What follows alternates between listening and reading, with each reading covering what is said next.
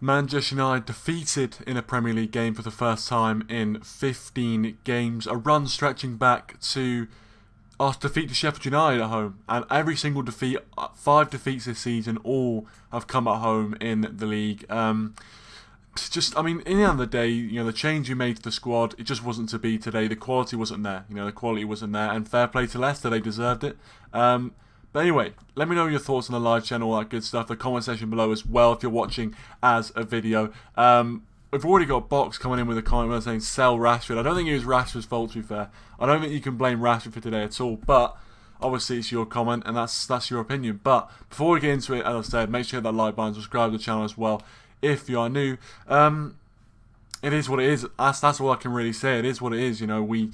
We went into this game knowing that we're going to play a weakened team. Ollie made 10 changes from the side that beat Aston Villa at Villa Park 3-1.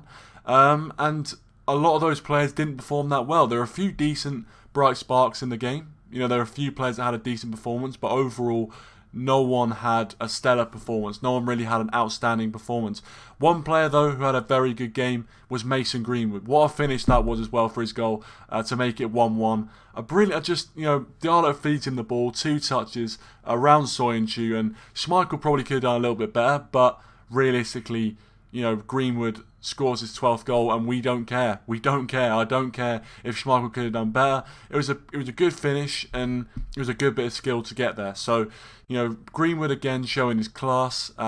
19 years of age, still a young kid, and he's doing that sort of thing. Gareth Southgate, I'm sure he was watching. That. But yeah, brilliant goal from Greenwood. That was probably the main bit of joy we had in the whole game. That Greenwood solo effort, really. Apart from that, we didn't really threaten. Ollie did turn to the substitutes bench. Bruno Fernandes, Edison Cavani, and Marcus Rashford all coming on to try and save the day in this game. Didn't happen in the end. Leicester were too strong. And I also think as well, one of the things that I was disappointed with was actually the performance of Donny van der Beek. Now, I know that, Donny van der Beek's been on the sidelines a lot, and, it's hard to kind of get momentum and, get a good run of form going. I know that, but when you have an opportunity like that, where he's the standout player in that midfield, you've got Mata and you've got Matic next to you, you're the standout player in that midfield. I expect a little bit of a better performance, and I understand as well that maybe he's not playing with, Pogba and Fernandes, so he's got a bit more of a disadvantage because both those guys are over the age of 32. So I understand that, but I thought Van der Beek was poor today. I really did. I didn't rate Van der Beek's performance at all. And I thought the midfield as a whole was just too slow. I actually thought out of the 3 midfielders, I thought Matic was the best. And that just shows you how poor that midfield was. Nemanja Matic, at 32 years of age, or above 32 years of age, was our best player in that midfield. That just tells you all you need to know. Defensively, I thought we weren't that bad. Obviously, conceding from a set piece again. We've seen it all before, conceding from a corner. This time it was the back post, and classic mistake. I'm going to have to say, Ole Gunnar Solskjaer, classic mistake. Making a substitution on a defensive set piece. Rashford's picking him up. He was the guy that had just come on. And then ultimately, Söyüncü got free, powered his header past De Gea. De Gea couldn't have done anything about it. And Leicester made it 2-1. So, Ollie did make a few mistakes, I think, today as well. But I thought Tuanzebe actually defensively had a decent game. No one really had a good game on the ball. I think there was a lot of stray passes, a lot of poor passes, not only in the final third, but also trying to play out from the back. We were quite poor. We lost the ball quite a few times. But I thought Tuanzebe, to be fair, defensively, he put in a lot of blocks, put in some good challenges, positionally, and in terms of how he read the game, he was decent today. As I said, on the ball, he wasn't brilliant. He did lose the ball a few times, but then most of our team did, to be fair. Most of our team did. A few people have joined. Matthew joined. Thanks for joining. Appreciate it. The quality on the ball was eye-wateringly poor. I have to agree. Jamie's joined as well. He says, shite performance. It wasn't the best performance. To be fair. And all I'm going to say is this. Obviously, if we played Leicester and we had something on the line, then we would have played a better team and probably not lost the game. But I'm so glad we didn't have anything on the line in that game. I'm so glad we can just sit with our feet up to the rest of the season, honestly. G joins as well. Thank you for joining, G. Red Devil Studio. I hope you're doing well. Make sure to check out his channel. Great content on there. Make sure to check out his match reaction. I'm sure he's done one. He also says at least Liverpool are in the mud. Exactly. That's the main positive really from that game. Not any of the thing. We did nothing in that game really that was a standout positive other than the goal. So the only positive from that game is something that's not even connected with that game at all, which is that Liverpool are currently 7 points behind 4th place. They're going to struggle to make top 4 with 4 games to go. I think they've got 4 games left, so they're going to really struggle. And one of those games against us, of course, so we can put the final nail in the coffin as well on Thursday night. Box says, is it only me, but is Rashford getting poorer every game? To be fair, I think Rashford coming on, he didn't have the best players around him, and I think, realistically, I don't think you can really blame Rashford too much. I think, to be fair, he has been playing injured recently, so you have to give him slack a little bit. But yeah, RJ's joined as well. Thank you for joining, RJ. Appreciate it. Make sure to check out his channel. Also, make sure to check out Let's Talk Premier League as well. They were doing their match reaction to the game. Opinions on Elanga. I actually thought he didn't do too badly. There were some good moments. He didn't really get into the game too much, to be fair. I think they shut him down very easily. And the one thing I saw from him was the fact that he needs to go through a stage that Rashford and Greenwood did where, when he's still very, very raw. He's still just come out of the academy, just come out of the under-23s. Proper Premier League defenders, like we saw today, dealt with him very, very easily. He doesn't have that strength yet, and he doesn't have that intelligence as well to out-muscle and just outwit defenders yet. I think there's quite a few times where he got that ball on that left-hand side or that right-hand side, and he looked to kind of drive him behind, but then the defender knew exactly what he was doing. He was too predictable at times, but it's his debut. It's his Premier League debut. He's still got a long way to go. A long way to go. Dazza, thanks for joining, mate. Appreciate it. He says, my God, that second squad was absolutely diabolical. Get the first players back on. I mean, we had to rest some players, to be fair. We had to rest some players. Boxer says, no Maguire, no pie. Of course, Maguire was on crutches today as well. That's not a great sign looking ahead to our Europa League final. Connor, thank you for joining as well. Yank Talking Smack says, not a bad result, to be honest. Liverpool out of the Champions League. Youngsters get a run in as well as most that don't get minutes. And Leicester gets momentum for Chelsea in the FA Cup final. I mean, you can see it like that. And to be fair, that's it's fair enough, but at the end of the day, obviously we want to win every game. I never like seeing my team lose. I don't want to kind of lose on purpose or anything, but obviously it does mean that Liverpool are going to be playing, Thursday nights probably, unless they do a miraculous turnaround and other results go for them. Speaking of which, Ethan, I don't know why you're laughing, mate. I don't know why you're laughing. Better book your tickets for Kazakhstan and that sort of place. Better get ready for 4 o'clock kickoffs in Kazakhstan, mate. Dazza says, terrible result. We didn't look like scoring at all in that game. Apart from the Greenwood goal, we were garbage. We were, to be fair. Going forwad at least, we created nothing. I mean, even when Cavani and Rashford and Bruno Fernandes were on the pitch in the last 10 minutes, we looked pretty bereft of ideas, I'm not going to lie to you. We looked pretty average going forward, and I think it was just because Leicester had the game where they wanted it, and also they defended well today, to be fair. Much better than they did against Newcastle, where they lost 4-2, but obviously they were massively up for this game, and we can't forget as well, Leicester's away form is much better than their home form, and their home form is the reason why there's still a bit of ambiguity as to whether they're even going to make the top 4, so their away form's been class this season, to be fair to them.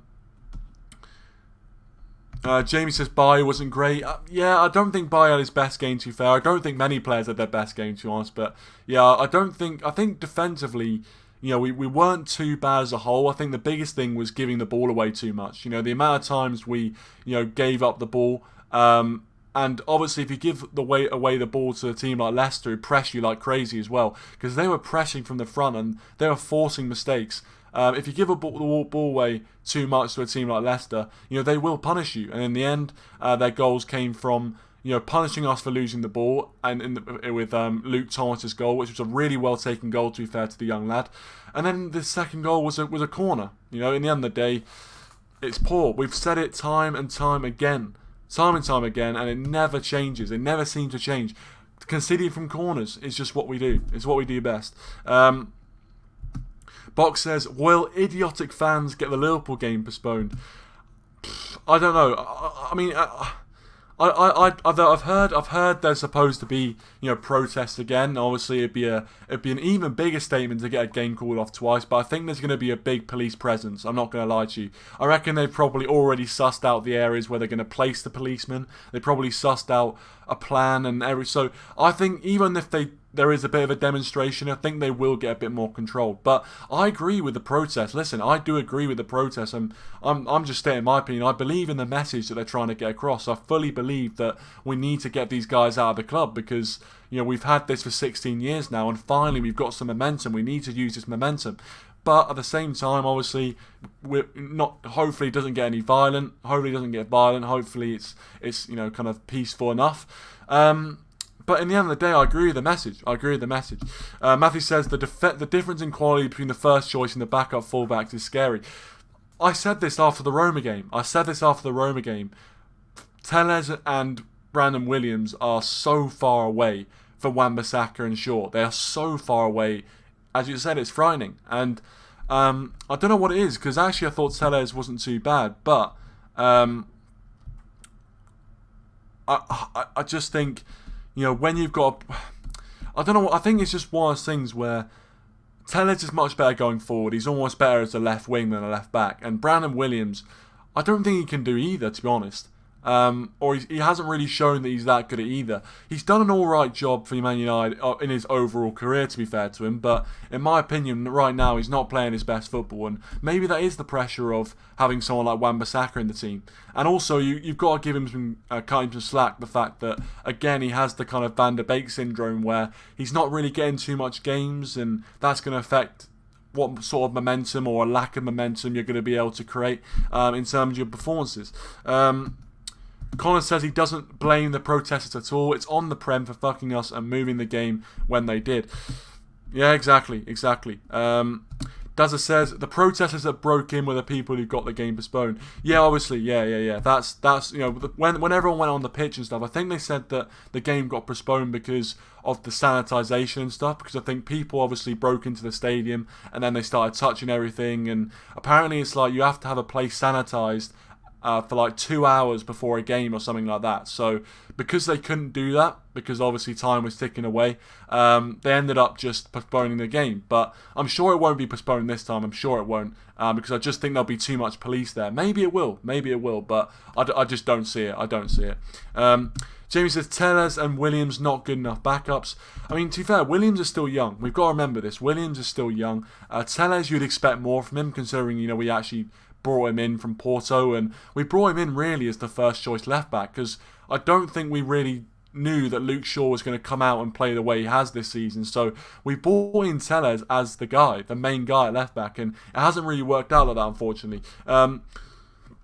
Box says, what are we playing for then? Players might as well down tools and move to different clubs if fans keep getting games postponed. Well, as in, I think they're doing it because they can see the momentum, and I agree with it. Listen, I agree. I understand that it would be frustrating as a fan to just every single game we play at Old Trafford get it postponed, but at the same time, some things are bigger than football, in my view. Some things are bigger than football, and removing these owners from the football club is bigger than football. It's been going on for too long, in my opinion. Matthew says Liverpool fans will cry, but they should be blaming the Prem, not us. Exactly, and also, as well, speaking of Liverpool fans crying, the amount of Liverpool fans I've seen talking about the fact that we played a weakened lineup, saying that we purposely tried to lose that game, as if Liverpool haven't been shit all season. Like, they're blaming us, they're blaming this game for not getting top four, as if they've won every game this season and this was the game they were relying on. They lost to Brighton, lost to Burnley, lost to Southampton. What about these defeats? What about the fact they drew to us at Anfield? All these other poor performances where they dropped points, going 6 games in a row at home, not just without winning, but being defeated 6 games in a row at home in the league. How do you expect to get top 4? How? So yeah, that's funny. Dazza says, don't want to lose points against the dirty scat. Yeah, I know. As I said, we've got the perfect opportunity to put the final dagger in their hopes for the Champions League. I mean, it's pretty much done anyway, as I said. They've got 4 games left, including our game at Old Trafford. 7 points behind 4th. It's not going to happen. It's not going to happen. I don't think Liverpool are going to get top four. Dazza also says, where was the difference for the first goal? 3v2.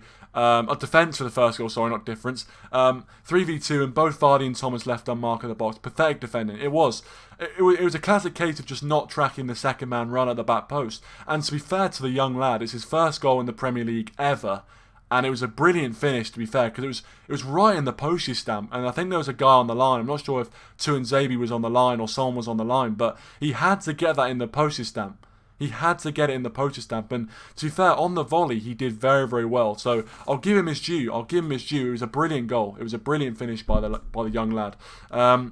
But I wouldn't be surprised if it's one of those things like the kind of Matty Longstaff case where he only ever scored against United and the only goal he's ever scored is against Manchester United. That's his claim to fame. I wouldn't be surprised if in a few years' time, he's playing in League One and the only goal he's ever scored in the Premier League was against United in a 2-1 win. That's usually how it goes. Owen joins as well. Thank you for joining. He says, losing 6 on the bounce at home is the reason why. Exactly. That's what I was saying. Finally made a decent point. Box says, imagine this was a proper title race and we were forced to play that team tonight and cost us the league. If we were in a title race, I think we would have started a stronger team and then maybe tried to take players off.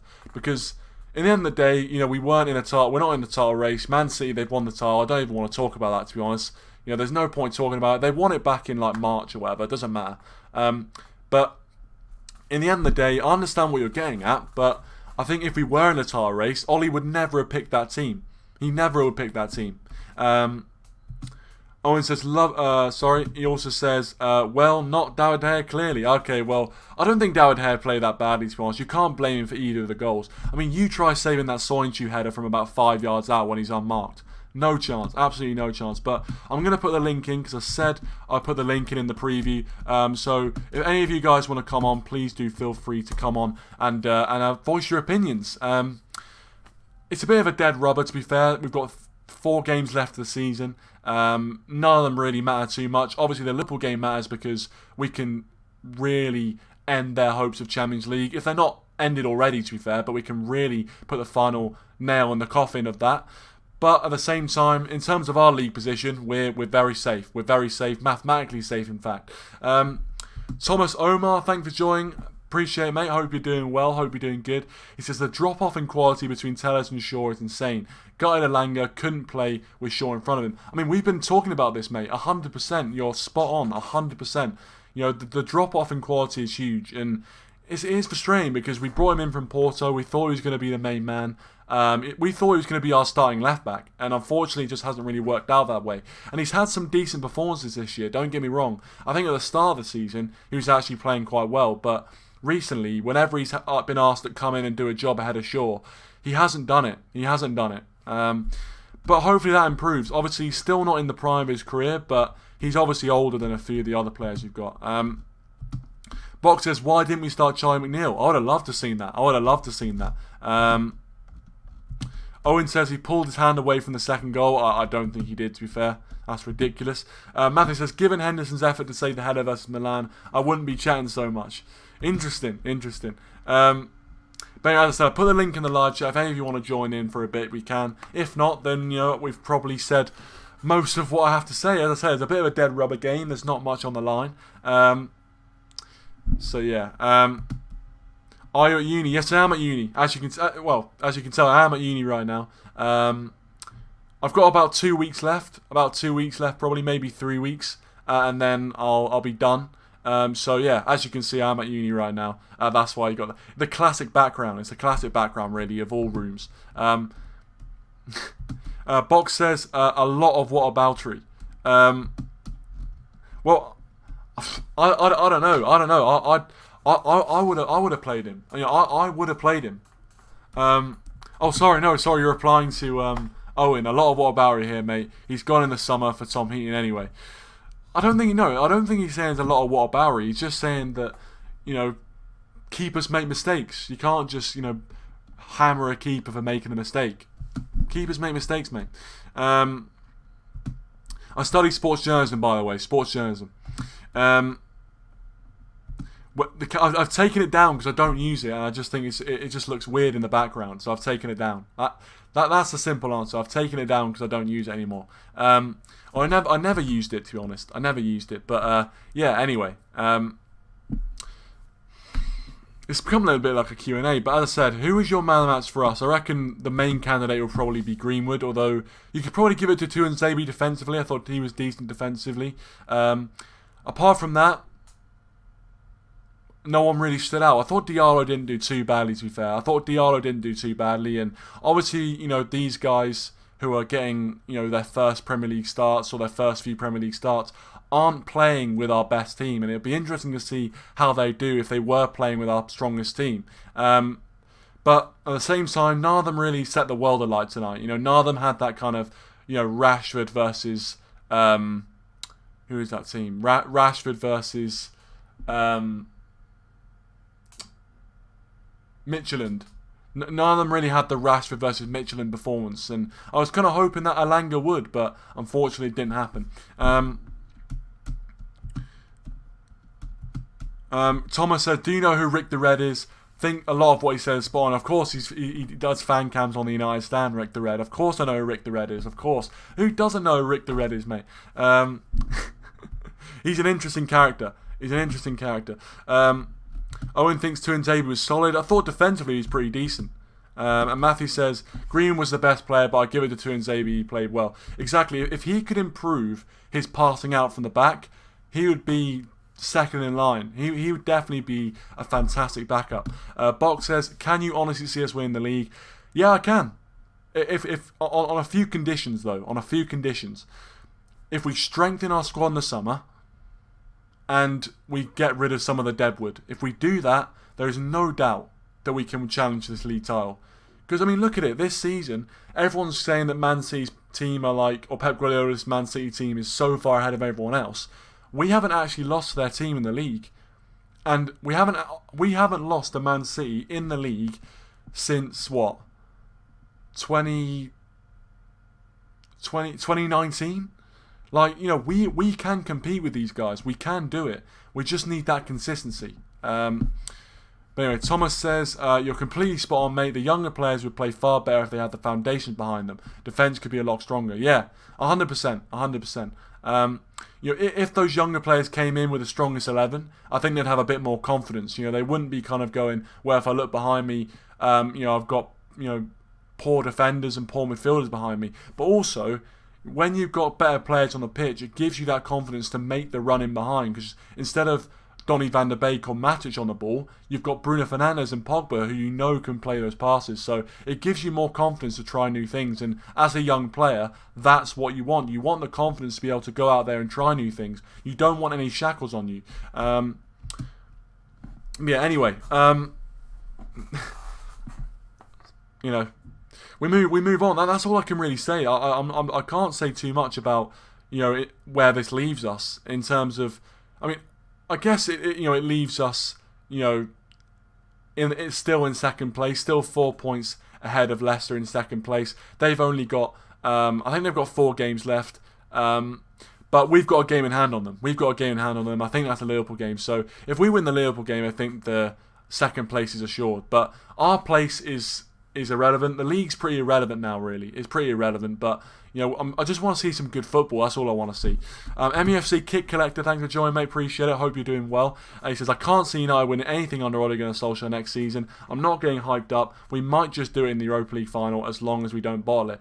Well, I'd never say never, mate. I'd never say never. On the evidence of this season, if we can strengthen our squad, we will look very, very good. Honestly, I'm telling you. If we can actually strengthen our squad, if we can bring in the right personnel, if Ole Gunnar Solskjaer properly gets backed, on the evidence of the way we played this season, and on the evidence of the form that these players have been in, I don't see where we can't challenge. I really don't see why we can't, but we have to get the recruitment right. But I see what you mean. Obviously, hopefully win that Europa League final. That's really the only thing we've got left to play for this season. So hopefully we can get the job done. Box says, that Belgian striker up top for Crystal Palace looks a good prospect. That's not Batshuayi, is it? That's someone else. I'm gonna be honest. I don't watch Crystal Palace that much, so I don't know who that guy is. I know Batshuayi plays for Crystal Palace, but I don't think he's I don't think you can really call him a prospect. He's been around too much, really, to be called a prospect.